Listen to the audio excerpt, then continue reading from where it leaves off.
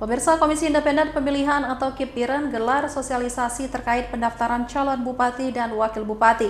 Pendaftaran calon bupati dan wakil bupati akan dibuka mulai pada tanggal 27 sampai 29 Agustus 2024. Pendaftaran pasangan calon bupati dan wakil bupati di seluruh Indonesia termasuk Kabupaten Biren dimulai tanggal 27 sampai 29 Agustus 2024.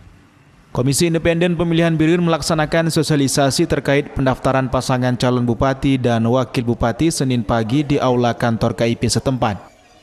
Hingga Senin 26 Agustus 2024 sudah ada 2 pasangan calon yang akan mendaftar dari 3 pasangan yang akan mendaftar sebagai kontestan pada Pilkada 2024, calon bupati dan wakil bupati Biren.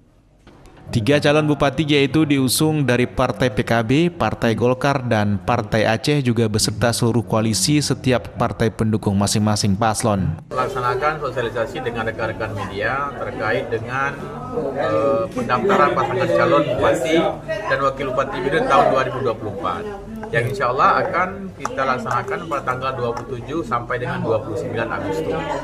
Bahannya tentu yang pertama mereka menyiapkan administrasi sehingga nantinya mereka tidak gagal dalam hal administrasi seperti SKCK, surat dari pengadilan, surat kesehatan, narkoba. Juga kita himbau kepada paslon untuk menjaga kesehatan karena nantinya ketika dites kesehatan tidak ada persoalan.